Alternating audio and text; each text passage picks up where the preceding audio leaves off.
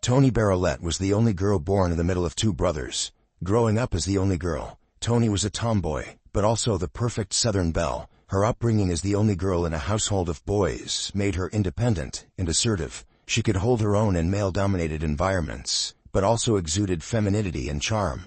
After graduating high school, Toni pursued higher education, enrolling in college and medical school. She was a dedicated student who excelled in her studies. Toni's hard work paid off as she graduated top of her class. Throughout her life, Toni focused on her career goals as an ophthalmologist. She became a successful and respected field doctor, known for her expertise and compassion. Despite her professional achievements, Toni still yearned for love and companionship. Toni married at a young age, but found that their relationship lacked chemistry and compatibility. The divorce was a difficult adjustment for Toni, as she struggled with disappointment and loneliness, using it as a distraction from the pain she felt. Over time, Toni realized it was time to give love another chance. At 30, she decided to dip her toes back into the dating pool. However, her previous experience had left her guarded and cautious. Despite her initial resistance, Toni eventually found herself opening up to the possibility of love. She allowed herself to meet new people and explore potential relationships. However, it was still not easy for her to let go of the past and embrace the idea of finding true love. Like many others, Toni believed that online dating held the key to finding her soulmate. With a strong belief in the importance of faith in her life, Toni decided to embark on a quest to find a partner who shared her beliefs. As a result, she turned to a Christian dating site. Throughout her online dating journey, Toni went on several dates with men who captured her interest. However, she found herself struggling to find that special someone who truly connected with her on a deeper level. Despite the potential connections, Toni remained hopeful that one day she would meet the love of her life. When all hope seemed lost, Toni encountered Harold Henthorne, a charming and handsome man who piqued her interest. Harold's dating profile painted a picture of a confident and successful man living in Colorado. According to his profile, he worked as a consultant at a non-profit organization. What attracted Toni to Harold the most was his genuine and heartfelt desire to find a second chance at love. He disclosed to Toni that he was a widower, having lost his first wife, Lynn, in a car accident. Harold shared with Toni that he had waited for a significant amount of time to find his happily ever after.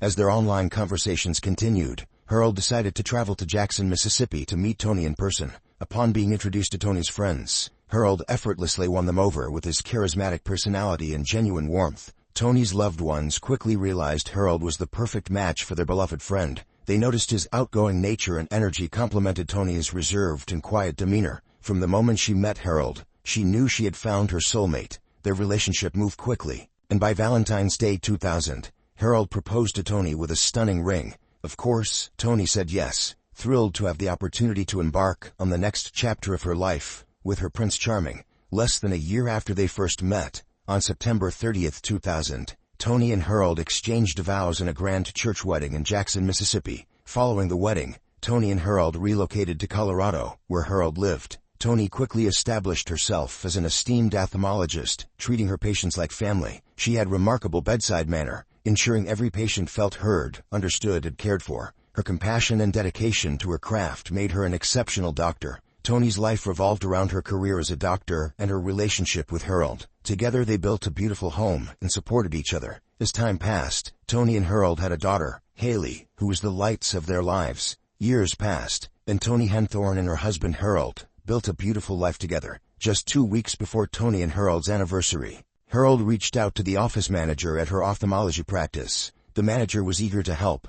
Harold requested that the office manager prepare a surprise for his wife, saying he wanted to take her to the Rocky Mountain National Park. Harold planned to take Toni away for the weekend and celebrate their 12th wedding anniversary. Knowing how much Toni loved their job and patients, the office manager kept Toni's schedule clear. On September 28, 2012, Harold arrived at Toni's office. The manager brought Toni into an exam room, thinking she would treat a regular patient. However, when Toni stepped inside, she was shocked to see her husband Harold waiting for her. Harold told Toni that he had a surprise for her. They were going away for the weekend. He assured Toni that he had already made arrangements to have a babysitter for their young daughter Haley, and packed her bag. Toni, always trusting and unsuspecting, happily agreed to the unexpected trip. As the couple embarked on their journey, Harold informed Toni that they would spend the first night at the Stanley Hotel in Estes Park, Colorado, the inspiration for Stephen King's novel The Shining. Upon arrival at the Stanley, Harold and Toni had an early dinner and retired to their room. Harold had meticulously mapped out trails in the park for them to explore the following day.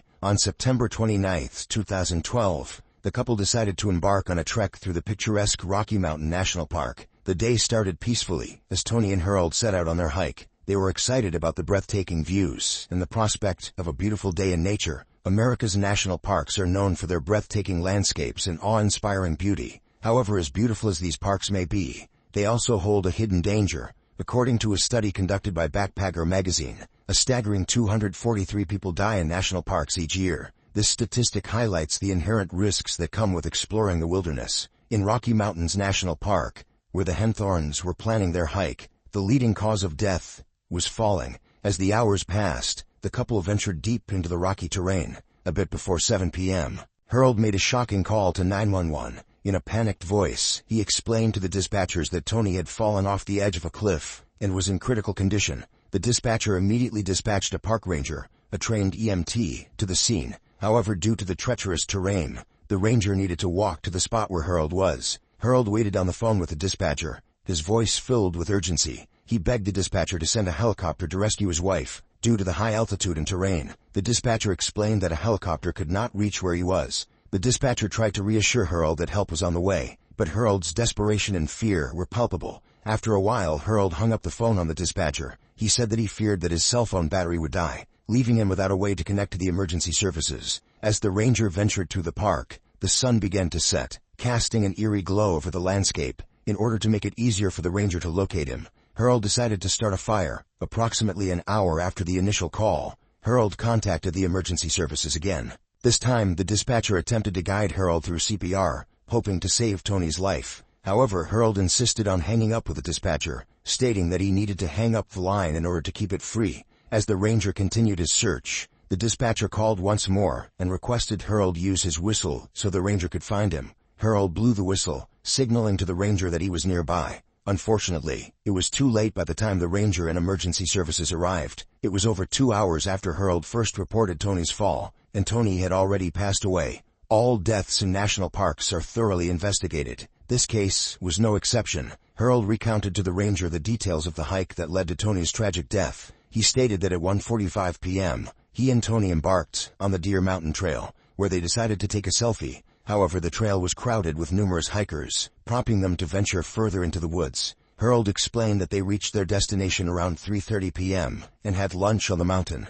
During this time, he captured a photo of Toni. However, the ridge where they had stopped for lunch was too noisy for the couple to enjoy a peaceful meal. As a result, they decided to continue down the mountain in search of a secluded spot. Harold mentioned that Toni had spotted wild turkeys and wanted to get closer for a photo opportunity. Unfortunately, she fell 128 feet down the mountain while trying to capture the birds. When Harold returned home after Toni's passing, he was met with an outpouring of support from his family and friends. His daughter Haley, who was deeply affected by her mother's loss, also received a lot of love and care from everyone around her. However, amidst this outpouring of sympathy, there were whispers and rumors surrounding Toni's sudden death. Toni's friends found it peculiar that she died only 1 year after she almost lost her life in another incident. While Toni was cleaning underneath her deck 1 year earlier, Harold accidentally hit a loose beam, causing it to crash onto Toni's head. She was rushed to the hospital, but fortunately, she survived the injury. However, she was left with bruises and injuries that took some time to heal. In light of these circumstances, Toni's friends couldn't help but wonder if foul play was involved.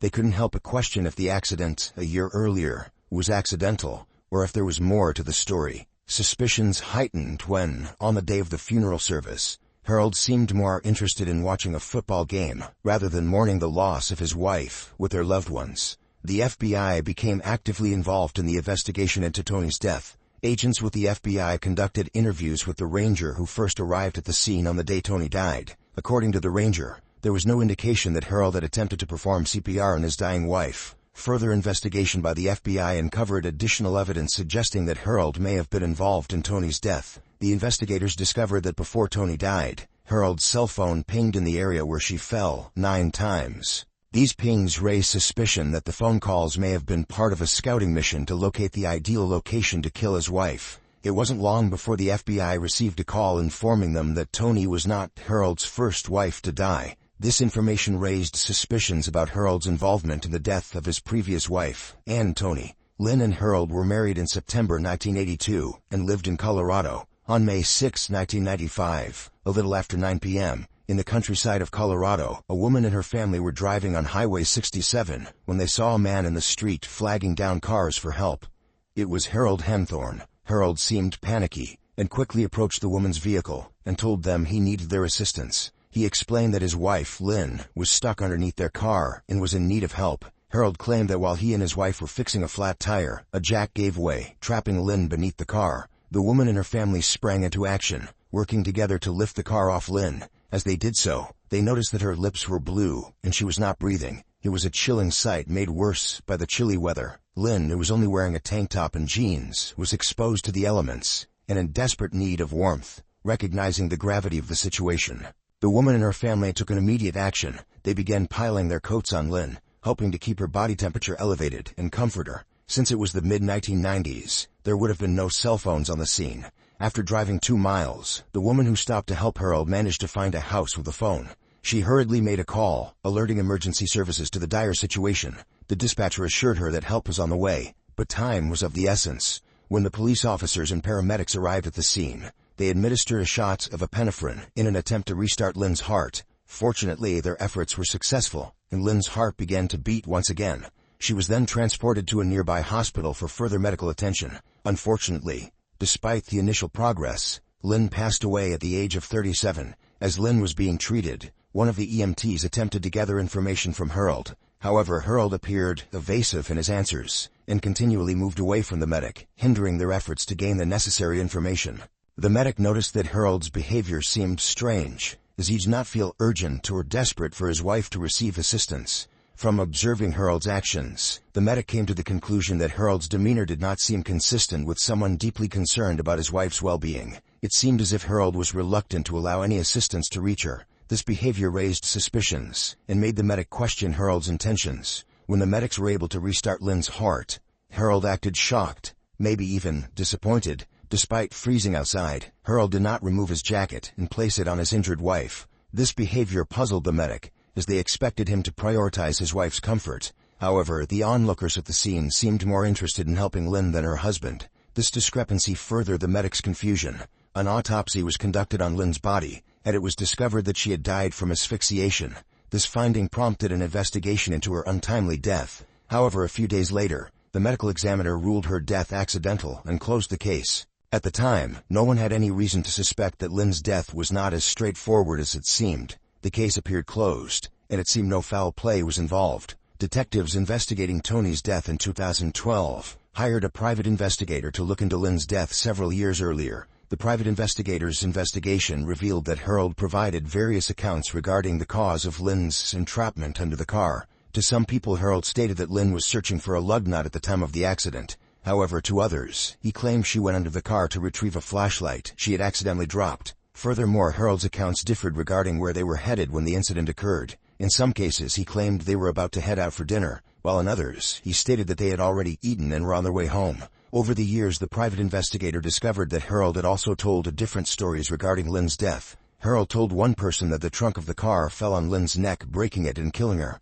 and told people at his church his first wife died of cancer. One of the detectives approached one of Harold's first wife's, Lynn's best friend, with a proposition. They asked if she would be willing to wear a wire and approach Harold to obtain incriminating information. Initially, the friend was hesitant to agree to the request, as she believed Harold was innocent. They had been friends for many years, and she trusted his character. However, the friend decided to take the matter to her pastor to seek guidance. The pastor advised her that if Harold was truly innocent, her involvement could prove it. This realization weighed heavily on the friend's mind, and she decided to reconsider her initial refusal. After careful consideration, the friend eventually agreed to meet with Harold and wear a wire during their conversation. However, during the meeting, a technical glitch occurred in the wiring system, causing disruptions in the recording. The friend realized that she needed to take action discreetly. She discreetly excused herself from the conversation and made her way to the bathroom, where an officer was waiting to assist her. The friend observed that Harold never explicitly denied killing his first wife, Lynn, or his second wife, Toni. However, Harold never admitted to the killings either. Despite the lack of a confession, the friend did not believe that Harold was capable of murder. Over time, however, the friend's perspective began to change. She began to suspect that neither of Harold's wives had died accidentally. As the investigation into Toni's death progressed, the FBI learned that Harold had presented himself as a fundraiser for non-profit organizations. He had claimed that he regularly went on business trips, insisting that these trips were integral to his work. However, upon closer inspection, the agents discovered none of these claims were true. They were unable to locate any tax returns, pay stubs, or any other evidence that Harold had a job since 1995. Further investigation revealed that Harold's weekly business trips were spent at a local Panera Bread outlet. The agents discovered his location through surveillance footage, which showed him surfing the internet during his supposed work trips. This revelation cast doubt on Harold's credibility and raised suspicion about his activities. On November 6, 2014, 2 years after the death of Toni in Rocky Mountain National Park, Harold was arrested and charged with Toni's murder. Harold pleaded not guilty to the charges against him. Toni's family sought custody of Haley, Toni's daughter, but Harold, who was in jail at the time, refused to allow it. As a result, Haley was placed in the care of her godparents in Colorado for the time being. 10 months after Harold was arrested, he went on trial in 2015 for the murder of his second wife, Toni. Despite the absence of forensic evidence linking him to her death, the prosecution presented various pieces of evidence to strengthen their case. Firstly, the prosecution presented evidence that Harold had taken out several life insurance policies on Toni. This, they argued, suggested premeditation on his part, as he had planned to kill his wife and profit from her death. Furthermore, the prosecution presented evidence of pains in the area several weeks prior to Toni's death. These pains suggested that Harold was actively seeking a location where he could carry out his sinister plan without attracting attention. Additionally, the prosecution presented a map found in Harold's car, marked with a giant X on the spot where Toni fell from the cliff. This, they claimed, further solidified their theory that Harold had selected this location in order to carry out his nefarious plan. However, the most compelling evidence presented by the prosecution was the death of Harold's first wife, Lynn, and the suspicions surrounding it. The similarities between Lynn's death and Toni's, according to prosecution, were striking. The jury believed that Harold exhibited a pattern of behavior that led them to convict him. After a 10-day trial, the jury retired for deliberation. The jury ultimately returned with a guilty verdict. Finding Harold guilty of murdering his second wife, Toni, they found that there was a pattern of similarities between the deaths of Lynn and Toni, which led them to believe that Harold was responsible. As a result, Harold was sentenced to life in prison, where he will reside for the rest of his natural life. Although Harold was never formally charged with the murder of his first wife, Lynn, it is widely accepted that he is also responsible for her death. In December 2015, Toni's oldest brother was granted custody of her and Harold's daughter, Haley. In 2023, Harold Henthorne appealed his conviction, but it was ultimately dismissed. Additionally, he filed a motion for post-conviction relief, alleging ineffective assistance by his defense attorney. Harold contended that his attorney's performance during the trial failed to meet constitutional standards. He argued that his defense attorney did not prepare an adequate defense for him. However, Harold's request for relief was also denied. Despite his claim of inadequate representation, the court determined that his defense attorney had provided an adequate defense, meeting the constitutional standards required for a fair trial. Harold's story is a stark reminder of the dangers posed by people whom society labels as charming or grooming. His ability to charm and deceive those around him highlights the importance of being vigilant and suspicious when dating or entering into a relationship with someone. This case serves as a cautionary tale for individuals who find themselves in similar situations. It encourages them to exercise caution and seek support from trusted individuals. Harold Henthorne's chilling story reminds us of the consequences of falling victim to manipulation and the destructive power of greed.